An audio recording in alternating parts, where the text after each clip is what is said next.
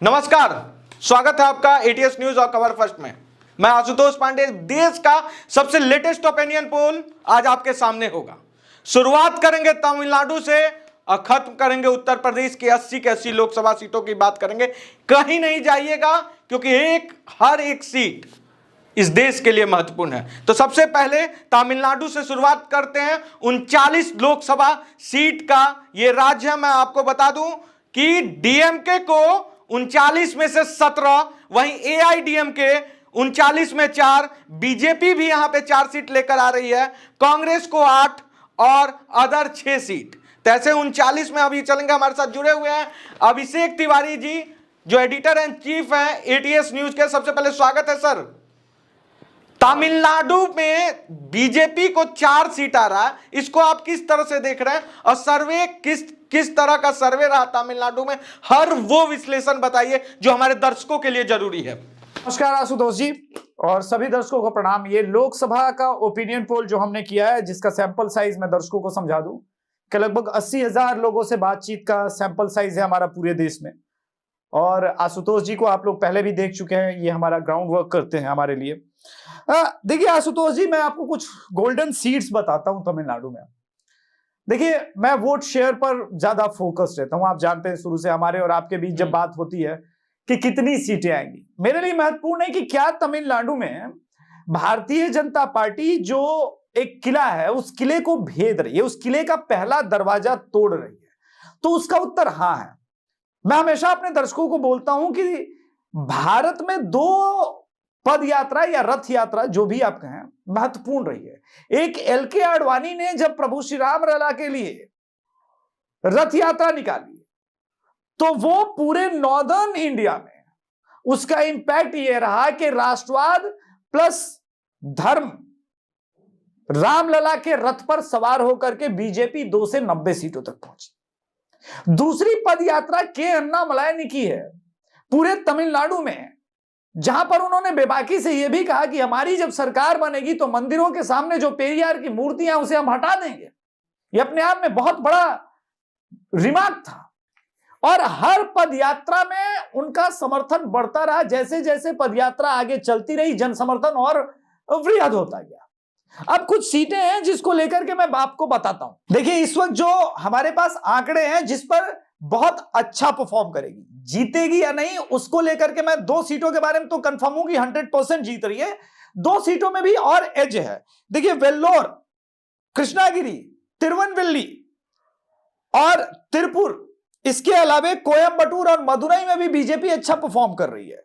लेकिन कोयंबटूर और वेल्लूर की एक ऐसी सीट है जहां पर sure shot Bharatiya Janata party बढ़त बनाते हुए नजर आ रही है, जहां पर ठीक ठाक मार्जिन मिलता हुआ नजर आ रहा है। यानी कोयंबटूर से के अन्नामलाई साहब भी स्वयं चुनाव जीतते हुए नजर आ रहे हैं। आशुतोष अभिषेक जी, जो द्रविड़ पॉलिटिक्स तमिलनाडु में वर्षों से चला आ रहा है, उसको किस तरह से बीजेपी इस बार टैकल कर रही है? और साथ ही साथ जो संस्कृत और तमिल भाषा को लेकर भी जो राजनीति तमिलनाडु में होते आ रहा है, उसको किस तरह से नरेंद्र मोदी इस बार देख रहे हैं और क्या है तोड़ इसका? देखिए आशुतोष जी, ये थोड़ा सा टेक्निकल क्वेश्चन है। इसको यूं समझें कि चोल साम्राज्य से ही आप देखेंगे, पुराने चोल साम्राज्य के बनाए हुए काफी मंदिर हैं। मंदिर और मठ ने कभी भी तमिलनाडु की राजनीति में हस्तक्षेप नहीं किया, किंतु एक बार जब क्रिश्चियन मिशनरीज का प्रादुर्भाव होने लगा तमिलनाडु में तो उन्होंने हमेशा राजनीति में डायरेक्टली इंटरफेयर किया। उसी का एक कारण है या रिफ्लेक्शन है जिसमें उदयनिधि स्टालिन कहते हैं कि सनातन धर्म को जड़ से मिटा देना चाहिए। सनातन धर्म डेंगू और मलेरिया, और अभी रिसेंटली पूर्णिया की भी रैली में जो कि बिहार में नरेंद्र मोदी जी कर रहे थे, मैसेज दिया वहां कि इनके सहयोगी सनातन धर्म को मिटाना चाहते हैं। अब देखिए, एक हार्डकोर द्रविड़ पॉलिटिक्स करती है डीएमके और एडीआईएमके जो है वो सॉफ्ट द्रविड़ पॉलिटिक्स करती है।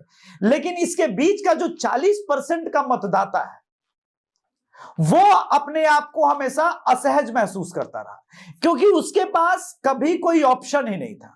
मैं ये नहीं कह रहा हूं कि इस लोकसभा में वो 40 का 40% वोट शेयर शिफ्ट होता हुआ नजर आ रहा है, किंतु एक बात स्पष्ट है आशुतोष जी कि इस लोकसभा में बीजेपी प्लस 17% से ऊपर का वोट शेयर लेता हुआ मुझे स्पष्ट नजर आ रहा है। और अगर ये है, वो 20 जा सकता है, 22 जा सकता है, तब आप ये समझ लीजिए कि 3 फ्रंट की पॉलिटिक्स जब शुरू होगी, ये early days of Maharashtra politics, जैसे महाराष्ट्र में भाजपा का एंट्रेंस हुआ था, कुछ इसी प्रकार की पॉलिटिक्स शुरू हो रही है, जो कि कालांतर में एडीआईएमके के लिए बहुत मुश्किल होने जा रहा है। तमिलनाडु के बाद अब हम चलते हैं तेलंगाना में। आपको बता दें कि तेलंगाना में कुल 17 लोकसभा सीट है। वहीं 17 लोकसभा सीट में बीजेपी को 6 लोकसभा सीट पे बढ़त नजर आ रही है। वहीं बीआरएस 2, एआईएमआईएम 1 सीट, वो 1 सीट सिर्फ और सिर्फ हैदराबाद। और वहीं अगर कांग्रेस की बात करें तो 8। तो इसको किस तरह से देख रहे हैं अभिषेक जी? तेलंगाना के बारे में बताइए। देखिए, तेलंगाना में मोस्ट प्रोबेबली बीजेपी इस बार सेकेंड नंबर पर रहेगी और 6 से 7 सीटें, 8 सीटें, वो नंबर मतलब फ्लक्चुएट हो सकता है।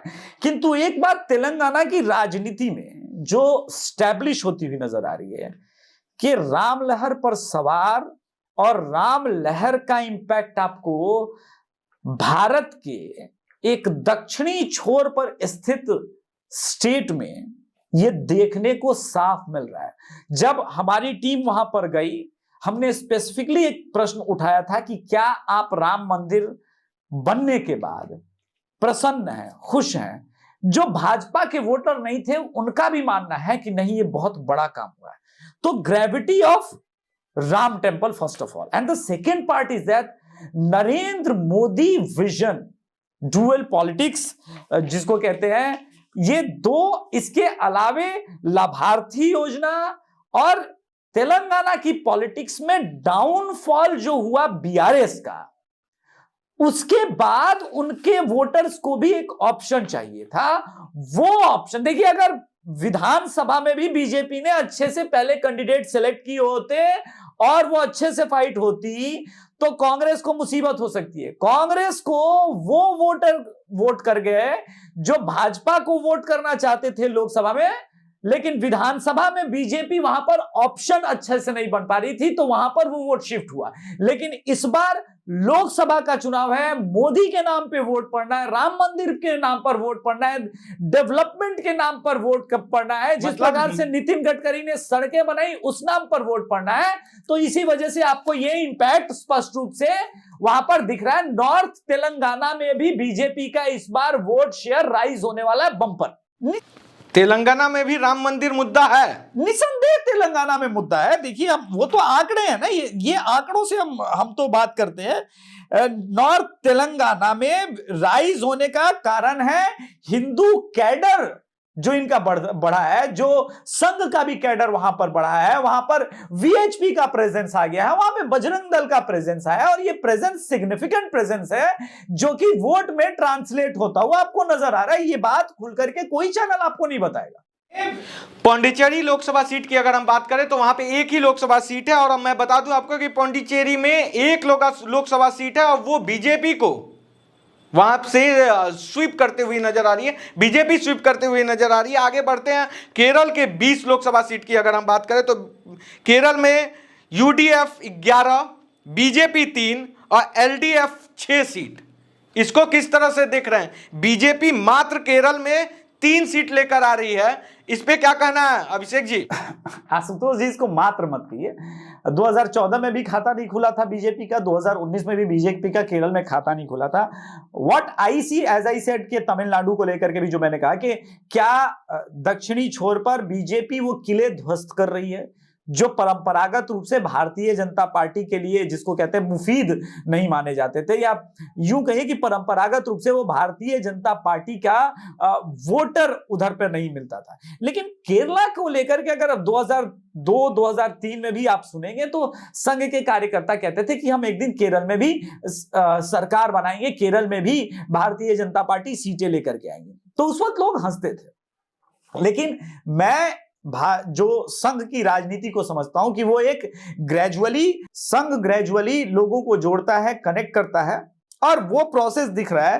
देखिए, 3 तो मैं नहीं कहूंगा कि 3 आ ही जाएगा, क्योंकि आपके और मेरे बीच हमेशा आंकड़ों को लेकर के डिफरेंशिएट रहता है, लेकिन वोट शेयर बीजेपी का एक बार फिर से वहां भी वोट शेयर 17-18% जाता हुआ दिख रहा है। 13% 2019 में भी पहुंचा था। और तिरुवनंतपुरम वाली जो सीट है वो पिछली बार भी मात्र 15,000 से भाजपा हारी थी।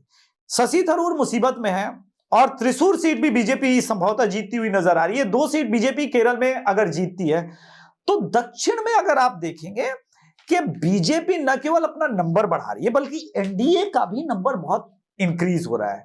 ये चिंता की बात इंडिया अलायंस के लिए इसलिए होनी चाहिए क्योंकि उनका एक नैरेटिव हमेशा से ये होता था कि उधर ज्यादा पढ़े लिखे लोग हैं और इस वजह से बीजेपी सीटें नहीं जीती। हालांकि ये मिथ कर्नाटका में या त्रिपुरा में भारतीय जनता पार्टी ने ध्वस्त पहले ही कर दिया था। देखिए एजुकेशन, मुझे लगता है कि जैसे जैसे बीजेपी का वोट शेयर राइज हो रहा है वो इंटेलेक्चुअल तबका ही है जो सबसे अधिक भाजपा को वोट करता है। ये बात और है कि ट्विटर ट्रोल आर्मी जो इस वक्त कांग्रेस की है वो ये समझती है कि अंधभक्त है, पर आप अंधभक्त किसी के तब बनते हैं जब आपको विश्वास होता है कि सामने वाली सरकार आपकी आकांक्षाओं पे, आपकी अपेक्षाओं पर खरा उतरने। केरल के बाद अब बात करते हैं कर्नाटक की। आपको बता दें कि कर्नाटक में 28 लोकसभा सीट है, उस 28 में बीजेपी 21 लोकसभा सीट में जीतते नजर आ रही है। वहीं अगर हम कांग्रेस की बात करें तो कांग्रेस 5 सीट और जेडीएस 2। क्या लगता है लिंगायत वोट बैंक को अभिषेक जी जो कहा जाता था कि कहीं ना कहीं बीजेपी से नाराज है, उसको एकजुट करने में बीजेपी कामयाब रही है? नहीं, लिंगायत वोट विधानसभा के चुनाव के समय नाराज था और उसका कारण था कि बीएस येदियुरप्पा का इन्वॉल्वमेंट नहीं ठीक से था।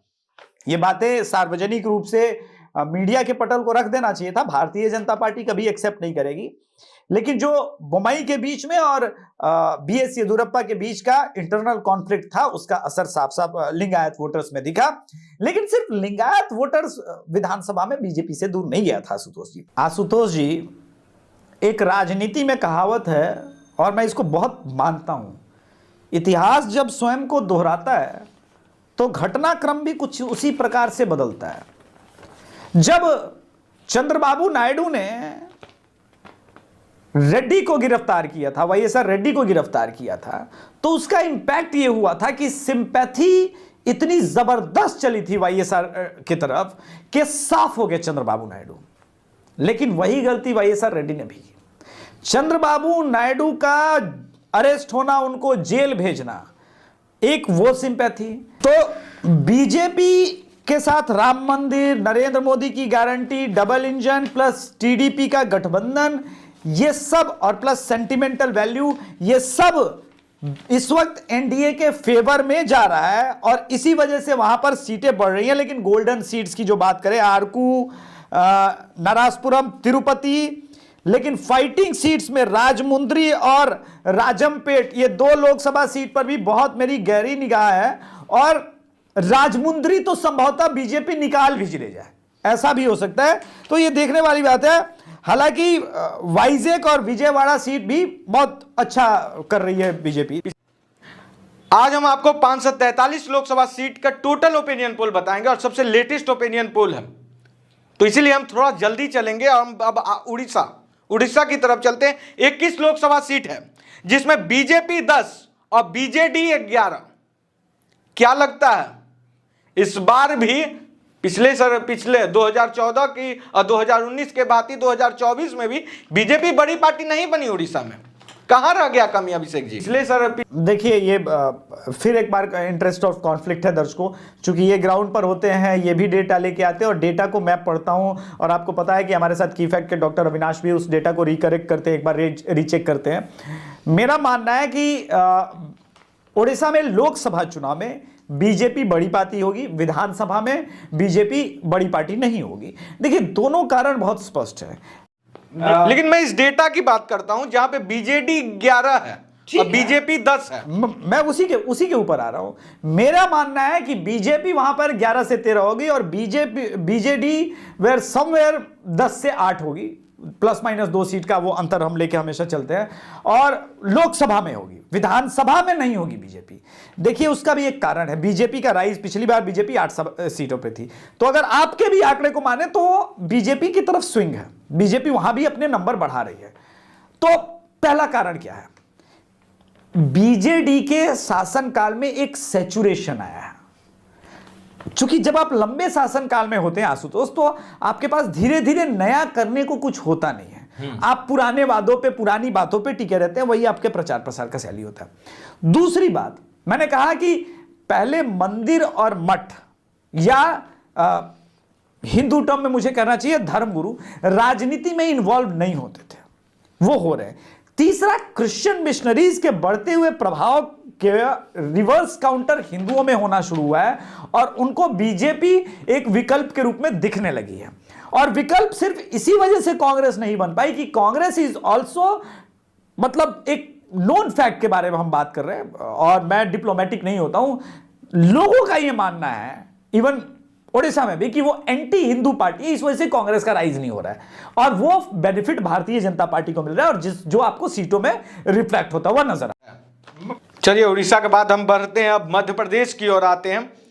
मध्य प्रदेश की 29 लोकसभा सीट में मैं आपको बता दूं कि बीजेपी जो है वो 28 सीट जीतते नजर आ रही है, वही कांग्रेस मात्र 1 सीट, और वो सीट जो है वो इस बार छिंदवाड़ा नहीं है, वो सीट मंडला सीट है। तो इसको किस तरह से देख रहे हैं? पिछली बार जो सीट बीजेपी जीत गई थी, मंडला इस बार हारती हुई नजर आ रही है, कारण क्या है अभिषेक जी? देखिए, मंडला के सांसद के प्रति एंटी इनकम्बेंसी वो एक लोकल फैक्टर उत्पन्न हुआ है। लेकिन मैं अभी भी, देखिए होता क्या है ना कि नाराजगी होती है। मैं लोकसभा को अलग दृष्टिकोण से देखता हूं, नाराजगी होती है, फिर मोदी जी जाके कहते हैं कि मैं भी वहीं पे चलेंगे, डेटा पे ही चलेंगे, डेटा पे ही चलेंगे। तो मंडला के बारे में मैं तो बता ही रहा हूं कि एक लोकल एंटी इनकम्बेंसी उत्पन्न हो गई है। वो खुद सांसद जो है वहां का, उसको लेकर के कि पिछला बार 5 साल बिल्कुल वहां पर काम नहीं हुआ, खास करके कोविड के टाइम में बहुत नाराजगी उठी थी, जिसका इंपैक्ट आपको दिख रहा है। लेकिन मेरा दृष्टिकोण यह है कि मंडला के अलावे छिंदवाड़ा भी संभवतः 100% क्लियर नहीं। कांग्रेस क्यों नहीं, रोल में क्यों नहीं दिख रही है कांग्रेस? क्या कारण है? मध्य प्रदेश हो गया, छत्तीसगढ़ का डेटा भी लाने वाले हैं। कहां से दिखेगी कांग्रेस? आपके पास दिग्विजय सिंह और उसके पहले कमलनाथ, फिर कमलनाथ, इन 2 नेताओं के अलावे किसी का इन्वॉल्वमेंट नहीं है। और कमलनाथ इस बार पूरी तरह से साइलेंट है और दिग्विजय सिंह भी नजर आ नहीं रहे क्या कर रहे हैं। कितनी सभाएं आपने मध्य प्रदेश में करनी शुरू हुई? सेकेंड फेज में तो इलेक्शन है मध्य प्रदेश में भी ना। तो अब क्या है कि मन के हारे हार है, मन के जीते जीत, वो कहानी चल रही है। जो नरेंद्र मोदी जी ने एक साइकोलॉजिकल वेपन दिया ना कि अब की बार 400 पार, ये और ज्यादा डेंट कर रहा है, ये और ज्यादा इनके कॉन्फिडेंस को लूज करा रहा है और इसी वजह से सारी ये सीटें फंसी हुई है। तो संभवतः 28 है, 27 है, या संभवतः लास्ट होते होते 29 भी हो जाएगी। लेकिन मैं देखता हूं सेंटिमेंट वैल्यू, जहां पर वो स्पष्ट रूप से नजर आ रहा है कि बीजेपी के लिए मध्य प्रदेश में लहर है। यही अंडर करेंट जब सभी लोग मध्य प्रदेश विधानसभा में हरा रहे थे, मैंने कहा था कि देखिए 130 तो मुझे दिख रहा है। अभिषेक जी, आपका भी लहर है मध्य प्रदेश में, लोग देखते हैं, अब बोलते हैं कि बंदा जो बोलता है वही हो जाता है। क्या कारण है? कोई मतलब ग्राउंड पे थे और कुछ लोग का यहां तक कहना था कि इतना सटीक एनालिसिस कैसे होता है? मोदी जी से डायरेक्ट बातचीत होती है क्या? नहीं, इसमें मोदी जी से बात करने की क्या जरूरत है? हम खुद, आपको भी पता है, लास्ट टाइम भी हम लोग साथ में थे मध्य प्रदेश में। देखिए, मध्य प्रदेश को विजिट करना, और मेरा मानना है हम लोग ठीक है ग्राउंड पर जाएंगे, हो सकता है ना भी परख पाए कभी कभी, और कभी कभी बिल्कुल परख भी पाएंगे। लेकिन जब आप ग्राउंड पर जाएंगे, रियल लोगों से मिलेंगे जो कि किसी पार्टी से नहीं होंगे, तो आपको एक मूड दिखेगा। हमने 4 क्वेश्चन मध्य प्रदेश या नॉर्दर्न बेल्ट में क्या पूछे? राम मंदिर का इंपैक्ट हमने पूछा, हमने नरेंद्र मोदी जी के काम पूछे, नितिन गडकरी का काम पूछा और विकास की योजनाओं पे बात की। इसके अलावा लाभार्थियों से हम मिले। तो ये एक पैकेज हो गया, लेयर में बीजेपी काम कर रही है।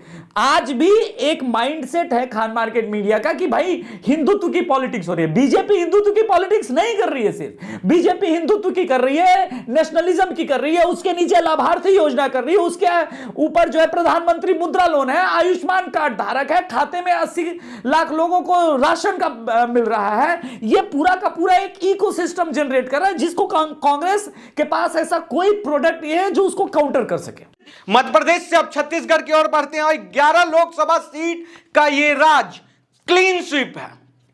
बीजेपी का लहर है और 11 का 11 लोकसभा सीट साफ तौर पर बीजेपी की ओर जाते दिख रहा है। इसको अभिषेक जी कैसे देख रहे, क्या हो गया है कांग्रेस को, क्या हो गया है विपक्ष को? जहां कभी छत्तीसगढ़ में राज हुआ करता था, आज अठन्नी चौवन्नी पे आफत है। और ये देखिए, मैं बता रहा हूं कि ये ओपिनियन पोल जो है सबसे बाद में इसलिए आया कि सबसे लेटेस्ट जनता का मूड हमने बापा है और कहीं ना कहीं चुनाव जो है इर्द गिर्द ही रहेगा इसी ओपिनियन पोल के। बताइए अभिषेक जी। अब 6 महीने पहले आशुतोष जी लेटेस्ट आपने ओपिनियन मैं एक बात और बोल दूं कि जिस जिस जगह आप गए हैं सर्वे करने, छत्तीसगढ़, मध्य प्रदेश, कर्नाटका, बीजेपी के लिए आप शुभ हो या क्या बात है, हमको तो ये नहीं समझ में आ रहा। नहीं, ऐसा कुछ नहीं है। विधानसभा में तो कर्नाटका में मैंने बोला था कि बीजेपी सेकंड नंबर पे रहेगी, लेकिन बहुत बुरी तरह से आ रही है। ऐसा तो सेकंड नंबर का अलग बात है। और कर्नाटक में मैंने 90 सीटें दी थी जो कि आई 66 ही, तो वो डेटा का होता है। लेकिन छत्तीसगढ़ को लेकर के आप ये समझिए कि जब 6 महीने पहले हम लोग घूम रहे थे तो देश की बाकी मीडिया क्या कह रही थी, अरे छत्तीसगढ़ में कांग्रेस की सरकार बन रही है भाई, विधानसभा जीत रही है भाई। उसके बाद जेवी श्रीराम जी के डेटा के साथ अपना डेटा हम लोगों ने मर्ज किया। पहले तो जेवी श्रीराम सर को भी बहुत बहुत धन्यवाद कि उन्होंने छत्तीसगढ़ के डेटा को एनालाइज करने में, समझने में, इकलौता हम लोग का चैनल था जो सबसे पहले बताया था कि छत्तीसगढ़ बीजेपी जीत रही है, तो वही हुआ। तो ये एक जो है ना आशुतोष, देखो क्या होता है कि अकेले काम करने के बजाय हाथ से हाथ जोड़ करके जब हम काम करते हैं ना तो समझ में आता है डेटा का क्या मतलब है।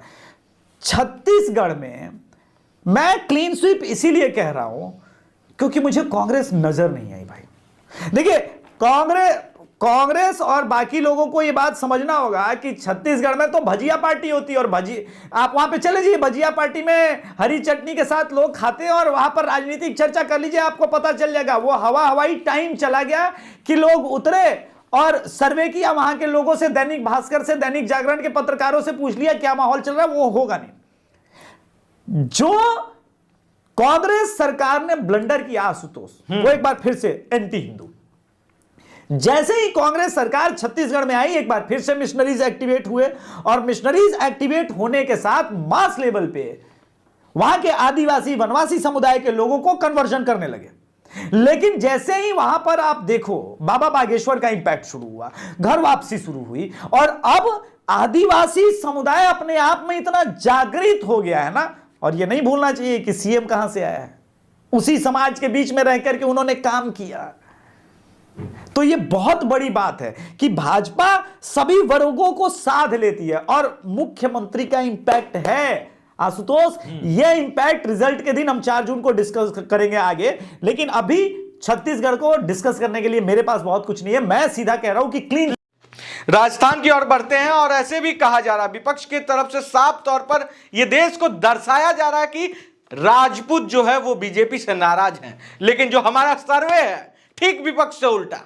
राजस्थान की कुल 25 की 25 लोकसभा सीट में बीजेपी क्लीन स्वीप है, 25 सीट फिर से जीतते हुई नजर आ रही है। इसको किस तरह से देख रहे हैं, क्या इंपैक्ट नहीं दिखाता ग्राउंड पे जो विपक्ष बोल रही है? देखिए, कुछ सीटों को लेकर के जो बात हो रही है, बाड़मेर या चूरू, ठीक है, अब वो तो साफ दिख रहा है भैया। लेकिन तो क्या है कि मैं वही कह रहा हूं कि इस पूरे वोटिंग पैटर्न में अगर आप देखेंगे कि क्षत्रिय समाज की जो नाराजगी है वो पैचेस में है आशुतोष, वो पैच में है, बल्क में नहीं है। कंप्लीट क्षत्रिय समाज अगर बैकआउट कर चुका होता तब ये रिजल्ट नहीं आता। लेकिन अभी चीजें बहुत बढ़नी है। बाड़मेर को लेकर के अब रविंद्र भाटी का जो राइज है और उस पर चर्चा, लोग दर्शक भी पूछेंगे कि भैया रविंद्र भाटी वाली बाड़मेर वाली सीट कैसे है, बीजेपी जीत रही है। देखिए, बाड़मेर को समझने के पहले एक बात बता दूं कि वहां पर जसवंत सिंह भी चुनाव लड़ चुके हो। तो ऐसा नहीं है, भाजपा को हराने के लिए इस वक्त मोदी लहर और राम लहर को काउंटर करने के लिए आपके पास बेटर प्रोडक्ट होना चाहिए। राजस्थान में कांग्रेस के पास बेटर प्रोडक्ट छोड़िए, वर्स्ट प्रोडक्ट। क्या विपक्ष के पास राजस्थान में तर्कस में कोई तुनीर नहीं है? देखिए, कब तक सचिन पायलट, अशोक गहलोत, सचिन पायलट का तो वर्चस्व स्वयं अशोक गहलोत ने कांग्रेस के अंदर समाप्त कर दिया है। तो सिलेक्टिव कुछ एरिया में वो रैलीज कर रहे हैं, सभाएं कर रहे हैं, लेकिन आप ये बताइए कि अभी तक राजस्थान की चुनावी सरगर्मियां बढ़ी ही नहीं है। राजस्थान से मुझे फोन आते हैं लोगों के कि भैया लग ही नहीं रहा है कि चुनाव हो। चलिए, राजस्थान के बाद अब हम गुजरात की ओर बढ़ते हैं। गुजरात में टोटल लोकसभा सीट 26 है और 26 की 26 लोकसभा सीट फिर से एक बार मोदी सरकार बनाने में गुजरात के तमाम जो भी वोटर्स हैं वो उनका साफ तौर पे कहना है कि हम एक बार फिर से मोदी जी को जिताना चाहते हैं, इस बार 400 पार कराना चाहते हैं। इसलिए 26 की 26 लोकसभा सीट गुजरात का बीजेपी को जाते नजर आ रहा है। अब आगे बढ़ते हैं, हम दिल्ली की ओर रुख करते हैं। दिल्ली की 7 लोकसभा सीट है, थोड़ा सा इस पे डिस्कशन देखिए, नहीं डिस्कशन की कोई आवश्यकता नहीं है। कन्हैया कुमार भी हार रहे हैं और मैं आपको मार्जिन बता दूं, कम से कम क्या, उसके बाद हम परिणाम बताएंगे। डिस्कशन क्या हुआ, आम आदमी पार्टी अरविंद केजरीवाल का सेंटर पॉइंट दिल्ली है भैया, अब वो वहां से क्लीन स्वीप कर रही है बीजेपी। लोकसभा और विधानसभा के चुनावी मुद्दे अलग अलग हो जाते हैं। 50% से ऊपर का मत मिल रहा है, कांग्रेस को जोड़ ले आइए, हवाई समीकरण है, वाईफाई समीकरण है, कोई समीकरण जोड़ लीजिए। केजरीवाल को तो यह भी भ्रम था कि उनके जेल जाने के बाद पूरा दिल्ली जाम हो जाएगा। हुआ क्या, किसी ने कोई प्रोटेस्ट नहीं किया। आम आदमी पार्टी के लोग ही प्रॉपर ढंग से भीड़ नहीं जुटा पा रहे हैं। 67 सीट 2015 में और 63 2020 में लेकर के आए, तो क्या हुआ। प्रश्न यहां पर आशुतोष, प्रश्न यह है कि दिल्ली, गुजरात, ये वो स्टेट्स हैं जो अब डिस्कशन से ऊपर जा चुके हैं। मतलब कन्हैया कुमार हार जाएंगे? बिल्कुल हार रहे हैं, और 2 लाख के ऊपर का मार्जिन रहेगा हार का। सिर्फ हार थोड़ी ना रही, इसको हार थोड़ी ना बोलते हैं। देखिए, कन्हैया कुमार की सीट में एंटरटेनमेंट आपको मिलेगा। स्वरा भास्कर, आरफा खानम शेरवानी, बॉलीवुड नचनिया गैंग, ये सब आएगा, नाचेगा, गाएगा। इससे ज्यादा कुछ नहीं है। मनोज तिवारी आराम से सीट निकाल। बढ़ते हुए अब हम पंजाब की ओर रुख करते हैं। पंजाब में 13 लोकसभा सीट है, जिसमें से बीजेपी 3, कांग्रेस 1, आम आदमी पार्टी का इंपैक्ट देखने को मिला है और यहां पे 8 सीटों पे आम आदमी पार्टी जीतती नजर आ रही है। वहीं अकाली दल 1 सीट जीतते हुए नजर आ रही है। कैसे देख रहे हैं यहां पे पंजाब में क्या हो गया? बीजेपी 3 पर समेटती नजर आ रही है, आम आदमी पार्टी का यहां पे क्रेज देखने को मिलता है, दिल्ली में नहीं। माजरा क्या है? दर्शकों को मैं पहले ही बता दूं कि मैंने जो कल एपिसोड किया था कि बीजेपी पंजाब में चौंका सकती है सभी पोलस्टर को, और आशुतोष भी चौंकेंगे, जो हमारे मित्र हैं, भाई है, छोटे भाई हैं। इनका भी डेटा है और मैं 2 और डेटा लेकर के बैठा हूं साथ में। पंजाब का ही ये पूरा डेटा मेरे अब तक हाथ में है। मैं जानता हूं कि कॉन्फ्लिक्ट होगा। संभवतः आशुतोष जालंधर सीट पे चरणजीत सिंह चन्नी को जी हाँ, एक जालंधर सीट जहां से वो जीत रहे हैं। अब बीजेपी जो है लुधियाना, गुरदासपुर और अमृतसर जीत रही है।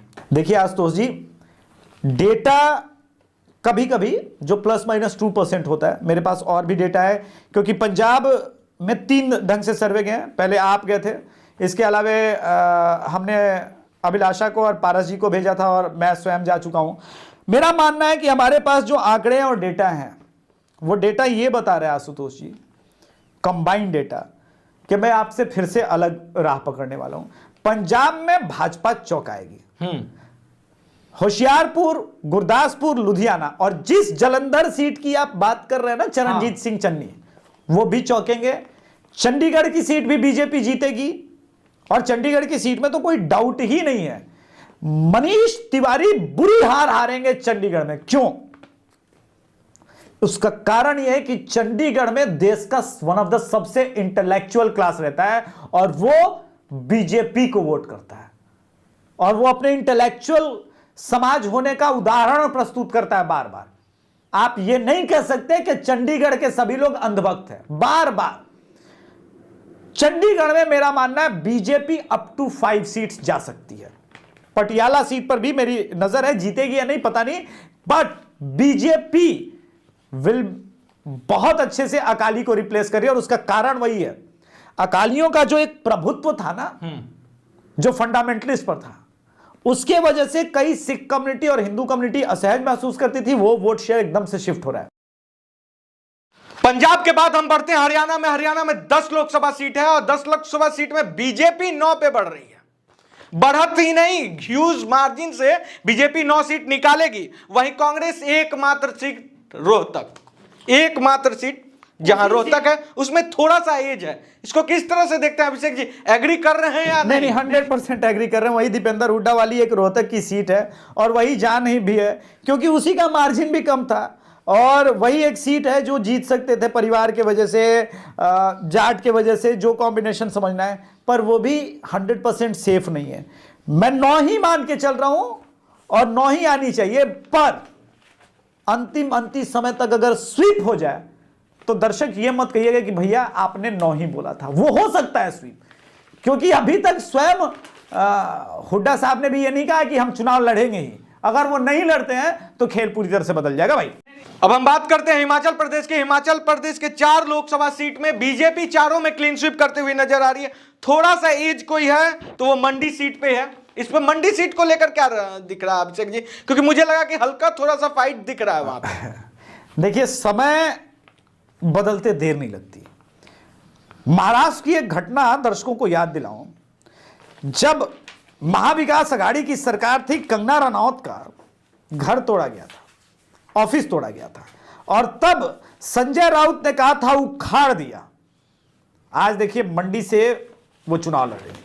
देखिए आशुतोष जी, मंडी से कंगना रनौत के विरुद्ध जो कुछ भी चालें चली जा रही है, सारे षड्यंत्र विफल होंगे और कंगना रनौत हिमाचल की बेटी जीतेगी चुनाव।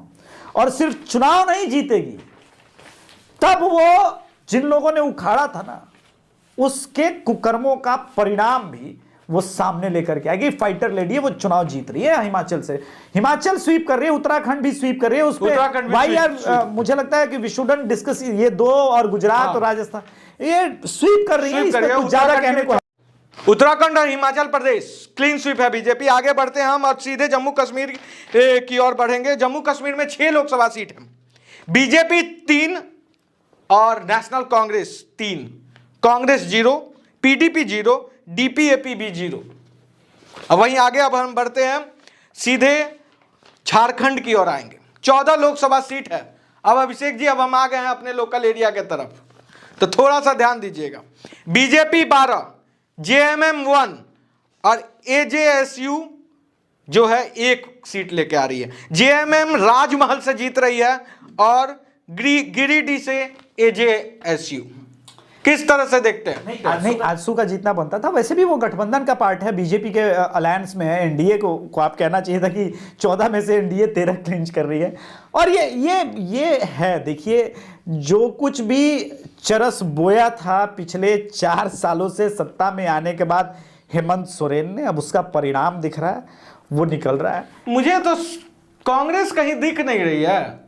नहीं, अपने आप को तो झारखंड में आरजेडी भी बहुत तीसमार खान मानती है, क्योंकि बांका से सटा हुआ जितना एरिया है उसमें मानती है कि भाई आरजेडी भी है, तो वो भी कहां है, ये तो गठबंधन का है। बंगाल की ओर रुख करते हैं। बंगाल में टोटल 42 लोकसभा सीट है, जिसमें बीजेपी 23, टीएमसी 18, कांग्रेस 1। क्या हुआ है बंगाल में? क्या संदेश खाली का मुद्दा जो है इस बार ममता दी पर भारी पड़ा है क्या? और नरेंद्र मोदी रोटी सेकने में कामयाब देखिए आशुतोष, ये सिर्फ संदेश खाली वाला मुद्दा नहीं है। देखिए ये पापों का फल है। एक घड़ा होता है ना जो धीरे धीरे पापों से भर जाता है। आज इम्पैक्ट देखिए, रामनवमी पे हम ये शो जब रिकॉर्ड कर रहे हैं, बात कर रहे हैं, ममता दीदी जिनको राम जी से इतनी परेशानी थी, नफरत थी, वो भी शोभा यात्रा करा रही है। आना पड़ता है, शरण में आना पड़ता है, लेकिन पाप कौन कौन से हैं? सबसे पहले जब 2021 विधानसभा चुनाव से पहले जब शुवेंदु अधिकारी का परिवार तृणमूल कांग्रेस से अलग हुआ था, वो सबसे बड़ा डंट था। और बंगाल का वाटरशेड मोमेंट शुरू हुआ इमीडिएटली जीत के बाद, जो पोस्ट पोल वायलेंस हुआ। इस पोस्ट पोल वायलेंस के बाद जो एक परिवर्तन आया कि इनको लगा कि हम तो ऐसे ही रूल कर सकते हैं। एनएचआरसी की रिपोर्ट, कोर्ट की लगातार अवमानना, और इनको लगा कि बीजेपी को हमने ध्वस्त कर दिया। लेकिन शुवेंदु अधिकारी टाइम का इंतजार कर रहे थे। पंचायत चुनाव में फिर से जब रक्तपात हुआ, उत्पात मचाया इन्होंने, वहां से धीरे धीरे इकट्ठा शुरू हुआ करना, वापस कैडर बटोरा, अपने वोटर्स को बटोरा, और शुभेंदु अधिकारी जिन्होंने नंदीग्राम को लीड किया था, इस बार वो लीड किए संदेश खाली को। और संदेश खाली में रिजिड रही ममता बनर्जी, और शाहजहां शेख अब न केवल नपा, उसके पहले आप देखिए कि इनके भ्रष्टाचार की पोल खुलती रही। इनका भी, जैसे मनीष सिसोदिया एक शिक्षा मंत्री थे ना, इनका भी शिक्षा मंत्री पार्थ हो गया, न जाने कितने लोग गए, उस पर डिस्कस नहीं करेंगे, वो सब तिहाड़ नापे हुए हैं। भ्रष्टाचार का जन्मदाता बन गया है तृणमूल कांग्रेस। इतना भ्रष्टाचार बंगाल में हुआ कि आम हिंदू त्राहिमाम करने लगा, दलितों पे, शोषितों पे, आदिवासियों पर इतना प्रताड़ना हुआ, जुल्म हुआ, जिसके वजह से वो अब भाजपा की तरफ रुक रहे हैं। और देखिए, इस देश का जो सो कॉल्ड दलित एक्टिविज्म है, वो अभी भी उनके अत्याचारों पे बोल नहीं रहा है, लेकिन ये रिफ्लेक्ट आपको वोट में होगा। और जो लोग कह रहे हैं ना कि सेंट्रल फोर्सेस चली जा रही हैं, मैं ओपिनियन पोल के दिन का ही वेट कर रहा था। चुनाव के रिजल्ट आने के 1 महीने के भीतर बंगाल में अगर राष्ट्रपति शासन लग जाए तो आप लोग आश्चर्यचकित मत होइएगा जी। बंगाल के बाद हम आगे बढ़ते हैं आसाम की, और आसाम में 14 लोकसभा सीट है, जिसमें बीजेपी 11, यूपीपीएल 1, कांग्रेस 1। कांग्रेस जो एक सीट जीत रही है वो बारपेटा लोकसभा सीट है, वहीं एआईयूडीएफ 1 सीट जीत रही है। आगे बढ़ते हैं महाराष्ट्र की ओर आते हैं, क्योंकि महाराष्ट्र में खुद अभिषेक भैया गए थे और 48 के 48 लोकसभा सीट का मिजाज नाप कर आए हैं। 48 लोकसभा सीट में बीजेपी 29, शिवसेना शिंदे वाली 7, एनसीपी 2, एनसीपी शरद पवार वाला 2, शिवसेना उद्धव ठाकरे की जो शिवसेना है वो 6, कांग्रेस 1, अदर 1। क्या हो गया है कांग्रेस को? अदर से तुलना हो रही है अब उस नेशनल पार्टी की जो कभी इस देश को रोल करती थी। देखिए, वही बात है कि घमंड कि हम ही हम हैं। 2009 में जब इस देश में मालेगांव ब्लास्ट से लेकर के समझौता बम ब्लास्ट हो रहे थे, भगवा आतंकवाद का इल्जाम लग रहा था, 9/11 हुआ, और इन सब पे कहीं ना कहीं एक ही टर्म, भगवा आतंकवाद, इसका परिणाम तो निकलना ही था। फिर अभी कुछ दिनों पहले इनकी महाविकास किया है, अघाड़ी की सरकार बनी, हद हो गई। ये लोग अंबानी से एक्सटॉर्शन करने का प्रयास करने लगे। और पालघर के संतों का अंतिम मुस्कान याद कीजिएगा।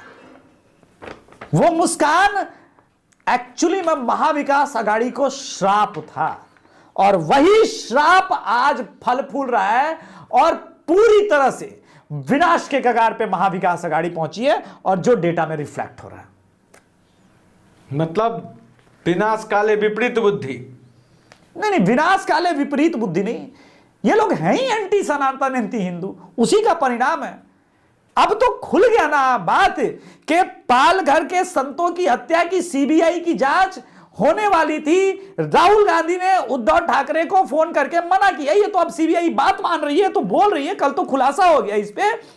तो जितना नफरत इनके मन में हिंदुओं के प्रति है, वो दिख रहा है। हिंदू वोटर इनको वोट नहीं करने। देखिए, अब आगे बढ़ते हैं और गोवा की ओर बात करते हैं। गोवा 2 लोकसभा सीट है, जिसमें बीजेपी दोनों की दोनों लोकसभा सीट पे जीतते हुए नजर आ रही है। अब बात आती है बिहार और उत्तर प्रदेश। गोवा के बाद उत्तर प्रदेश 80, अब बिहार 40।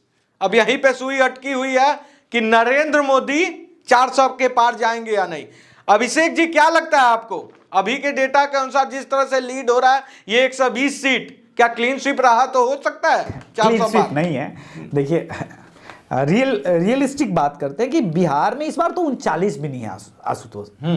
जहानाबाद में वो डेटा नहीं, क्योंकि डेटा तो हम लोग थोड़ा रखेंगे, हम आपका वो एनालिसिस जानना चाहते थे। नहीं, वो नहीं है, और क्लीन स्वीप हो भी नहीं सकता था, क्योंकि यहां पर ही असली कास्ट का खेल होता है, यहीं पे कास्टिज्म का रोल प्ले करता है। और इसी वजह से राहुल गांधी और कांग्रेस को हमेशा दंभ में रहती है, इन्हीं 120 सीटों की वजह से, कि वो बदल देगी, वो जात में बांट देगी हिंदुओं को। क्योंकि अगर आप देखेंगे कि खान मार्केट गैंग मीडिया जो है वो मूलतः इन्हीं दो स्टेट में बहुत भारी भरकम ढंग से वहां पे बैठता है। इन्हीं दो स्टेट के कालाकांडी लोग होते हैं जो अपने आप को तीसमार खान समझते हैं, और उसी का परिणाम यह है कि आज कांग्रेस उनकी बात सुन के बिल्कुल बर्बादी के कगार पे। बिहार के 40 लोकसभा सीट की अगर हम बात करें तो बिहार में एनडीए 35 से 36 सीट जीतते नजर आ रही है। वही अगर हम बात करें महागठबंधन की तो महागठबंधन भी 5 से 4 सीट जीतते हुए नजर आ रही है। हम चलेंगे और अभिषेक जी से जानेंगे वो कौन कौन सी सीटें हैं जहां पर मामला एज पर है। अभिषेक जी, देखिए, बिहार को लेकर के मेरे पास अभी लिस्ट में सबसे पहला सीट तो जहानाबाद है। दर्शक सोचेंगे कि किशनगंज क्यों नहीं है, किशनगंज भी है। जहानाबाद में आशुतोष निर्दलीय खड़े हुए हैं और भूमिहार बहुत वहां पर नाराज हैं, जिस वजह से महागठबंधन ये सीट सुरेंद्र यादव की तरफ जा सकती है, सुरेंद्र यादव की तरफ जा सकती है। अगर आशुतोष 15,000 से कम वोट लेके आएंगे तब चंद्रवंशी के लिए चांसेस बनते हैं। ये डिपेंड करता है कि भूमिहार गुस्से में, क्रोध में नोटा या आशुतोष को कितना वोट करता है। अब दूसरा जो आपने कहा कि 35 जीत सकती है, 36 जीत सकती है, 37 जीत सकती है, देखिए 2 सीट तो गारंटी इस वक्त दिख रहा है कि बीजेपी एनडीए हार रही है। तो एक तो जहानाबाद की सीट है, दूसरी सीट किशनगंज की होगी। मेरा दिख रहा है, मेरे दृष्टिकोण में, कि किशनगंज भी बुरी तरह से फंसी हुई है। लेकिन एक सीट और है जो फंसी हुई है, वो है काराकाट, और फिर वहां पर निर्दलीय फैक्टर है, वो पवन सिंह है। अच्छा, ये भी एनडीए की सीट है। उपेंद्र कुशवाहा, अब एक तो राजपूत की नाराजगी की बात पूरे भारत में उठ रही है, ऊपर से एक राजपूत कैंडिडेट भी खड़ा हो जाता है। अच्छा, औरंगाबाद के पास ही काराकाट पड़ता है। इनफैक्ट काराकाट में एक विधानसभा है, वहां से लवली आनंद एक बार ऑलरेडी विधायिका भी हो चुकी हैं। तो वो सीट भी फंसी फंसी सी लग रही है, लेकिन वो कितना फंसेगी पता नहीं। अब 2 सीट जिसको लेकर के दिल्ली की मीडिया बहुत बेचैन है। किसी ने बीजेपी को सारण हराया है तो किसी ने पाटलिपुत्र हराया है। मेरे दृष्टिकोण में ये दोनों सीट एनडीए जीतती हुई नजर आ रही है। बीजेपी ही यहां पर खड़ी है, बीजेपी जीतती हुई नजर आ रही है। बीजेपी को जो परेशानी है जिस सीट पर, संभवतः वो अररिया हो सकता है। अररिया एक सीट है जहां पर भाजपा के लिए समस्या गंभीर है। इसके अलावा बिहार में कटिहार में दुलारचंद जीत जाएंगे। तो पूर्णिया को समझाइए, क्योंकि देखिए डेटा हमारा बोल रहा है, लेकिन बहुत सारे जो नेशनल मीडिया का जो अभी लेटेस्ट ओपिनियन पोल आया वो साफ हमारे एडिटर्स को मैच ही नहीं कर रहा है। वो पूर्णिया भी हरा रहा है पप्पू यादव का नाम लेकर, जबकि ग्राउंड सेंटीमेंट आप जान रहे हैं। अभिषेक जी, थोड़ा बताइए क्या बात है पूर्णिया का। पूर्णिया को लेकर के हम आंकड़े सिर्फ 2014 के से रिफ्लेक्ट करना शुरू करते हैं ताकि नेशनल मीडिया भी समझे। संतोष कुशवाहा चुनाव तब जीते 2014 में जब आरजेडी अलग लड़ी, बीजेपी अलग लड़ी और जदयू अलग लड़ी। उसमें रामविलास पासवान की पार्टी का वोट और उपेंद्र कुशवाहा की पार्टी का वोट जो है वो भारतीय जनता पार्टी की तरफ था। तब भी संतोष कुशवाहा वो सीट आशुतोष निकाल गए जदयू के लिए। 2019 में इनको साथ मिलता है रामविलास पासवान का वोट प्लस बीजेपी के कैडर का वोट, विनिंग मार्जिन बढ़ता है। अब आप लोग सिर्फ भीड़ देखते हैं, रियल डेटा कोई नहीं देखता। पप्पू यादव को जो वोट कर रहा है, क्या बीजेपी का कैडर वोट कर रहा है या जेडीयू का कैडर वोट कर रहा है? वो नहीं कर रहा है। क्या पासवान कैडर वोट कर रहा है? नहीं कर रहा है। वोट कौन कर रहा है? आरजेडी का वोट डेंट हो रहा है। बीमा भारती की तरफ बिल्कुल भी ना जाएगा ऐसा तो है नहीं। यानी पप्पू यादव के राह में रोड़ा संतोष कुशवाहा से बड़ा बीमा भारती है। और अगर पूरा वोट भी एक तरफ चला जाता तब भी वो विनिंग मार्जिन 2.5 लाख का कैसे कम करेंगे? उसके कम करने के ऑप्शन क्या है वो पूर्णिया में इंपॉर्टेंट है। मान लिया जाए कि मुसलमान वोट एक तरफा जा रहा है, तो 2019 में क्या मुसलमान वोट एक तरफा नहीं गया था? डेटा तो यही शो करते हैं। और जो थोड़ा बहुत मुस्लिम वोट बैंक जेडीयू को मिलता आ रहा है वो मिलता रहेगा, क्योंकि मुसलमानों का एक माइंडसेट है कि कम से कम जदयू इस बहाने हमारे लिए रिप्रेजेंटेटिव लोकसभा में पहुंचाती है। यह बात भी समझना है। तो मेरे हिसाब से पूर्णिया सीट बिल्कुल बीजेपी आराम से निकालेगी। अब बात करते हैं हम उत्तर प्रदेश की 80 लोकसभा सीट की। 80 लोकसभा सीट में एनडीए को 75 से 76 लोकसभा सीट जीतते हुए नजर आ रही है। वहीं अगर हम बात कर ले महागठबंधन या इंडिया अलायंस की, तो यहां से 5 से 4 सीट पर इनकी भी जीत होती नजर आ रही है। अभिषेक जी, फिरोजाबाद, मैनपुरी और आजमगढ़ के बाद तो मुझे नहीं दिखता इस बार अमेठी और रायबरेली भी बीजेपी डेंट मारने में कामयाब दिख रही है डेटा पे। क्या कहना चाहते हो? 70 हो जाए, 72 हो जाए, 74 हो जाए, 75 हो जाए, 80 नहीं हो रहा है। एक चीज 80 तो पिछली बार भी नहीं था। बिल्कुल वही 80 नहीं हो रहा है। और दूसरी बात, 64 सीटें 80 में से जो एनडीए लड़ रही है उसमें कोई फाइट नहीं है। मात्र 15 से 16 ऐसी सीटें हैं जहां पर सो कॉल्ड इंडी अलायंस, महागठबंधन, जो XY गठबंधन है वो फाइट कर रही है। अब वो सीटें कौन कौन सी है? उत्तर प्रदेश में इस वक्त रायबरेली, पीलीभीत, आजमगढ़, संभल, प्रतापगढ़, जौनपुर, रामपुर, नगीना, सहारनपुर, घोसी, श्रावस्ती, बिजनौर, कैराना, गाजीपुर, मैनपुरी, बदायूं में थोड़ा बहुत टक्कर दिख रहा है। टक्कर में बोल रहा हूं, मैं ये नहीं कह रहा हूं कि ये सीटें गठबंधन जीत रही है, ना ना ना। जीतने की संभावना है जो मुझे लग रहा है वो आजमगढ़, गाजीपुर, जौनपुर का कारण ही है ना कि धनंजय सिंह की पत्नी को बसपा ने टिकट दिया है, राजपूतों की नाराजगी, और कृपा शंकर कैंडिडेट वैसे नहीं है, और कुशवाहा जी को टिकट मिला है समाजवादी पार्टी से, तो एक वो कारण है, बाबूलाल कुशवाहा को मिला है। तो जौनपुर संभवतः एक फंसा हुआ है, बाकी घोसी थोड़ा बहुत फंसा हुआ है, यानी 74, 75, 73 ये आंकड़ा रह सकता है। बाकी में कोई डाउट मत रखिए। ये लोग जो कह रहे हैं ना मुजफ्फरनगर, कैराना, ये सब हवा हवाई है भाई, सब हवा हवाई है। कैराना भी निकल रहा है, मुजफ्फरनगर भी निकल रहा है। मुजफ्फरनगर का पड़ोसी मुरादाबाद टेक्निकली थोड़ा बहुत फंसा हुआ है। अगर एसटी हसन को मिलता तो बीजेपी वन साइडेड जीतती, पोलराइजेशन होता, पर लोग ये बात नहीं मान रहे हैं। लोगों को लग रहा है कि वो लड़ाई है, एससी हसन मार गया, मुसलमान भी मान गए। अवध का 14 जो लोकसभा सीट है जिसमें सोनिया गांधी का भी सीट आ जाता है, जी। राहुल गांधी का भी सीट आ जाता है, वो दोनों सीट हमारे जो लेटेस्ट ओपिनियन पोल है, रायबरेली में जनता अब साफ तौर पर सोनिया गांधी को नकार चुकी है। वहां का फीवर यह है कि वो सिर्फ राम को वोट देना चाहते हैं, राम के नाम पे इस बार रायबरेली। यही कारण है कि अभी तक कांग्रेस वहां पे उम्मीदवार नहीं उठाई है।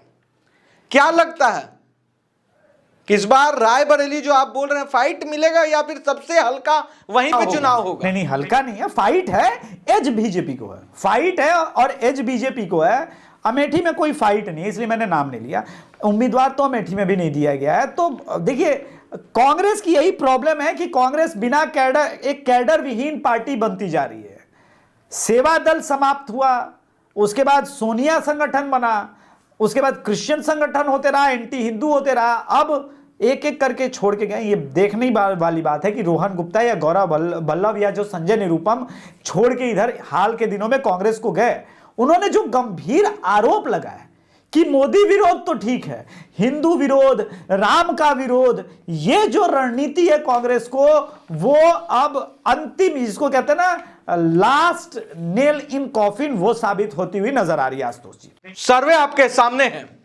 एनडीए की अगर हम बात करें तो एनडीए 392 से 396 की तरफ है। तो हमारे आंकड़े में वो जादुई आंकड़ा जो 400 का है, अब की बार 400 पार मोदी जी तो नहीं दिख रहे हैं। अभिषेक जी, जाते जाते ये जरूर बता दीजिए आपका क्या है डेटा, कितना सीट मैक्सिमम एनडीए? लोकसभा का चुनाव है, मैं यहाँ पे प्लस माइनस, आशुतोष बहुत मिनिमम गेम खेलता है, इसी वजह से ये होता है। मेरा मानना है कि समवेयर 380 से 398, 99, 400 मुझे दिख नहीं रहा है। हो भी जाएगा तो ये नहीं, लेकिन कांग्रेस के लिए ये एक सहानुभूति की बात हो सकती है कि चलो मोदी जी ने नारा लगाया अब की बार 400 पार, तो 400 तो पार नहीं हो रहा है। लोकसभा चुनाव से जुड़ी हर बड़ी खबर के लिए खबर फर्स्ट और एटीएस न्यूज को लाइक, शेयर, सब्सक्राइब जरूर कीजिएगा। ना स्याही के दोस्त, ना सफेदी के दुश्मन, आईना दिखाना हमारा काम है, हम आईना दिखा देते हैं। जय हिंद।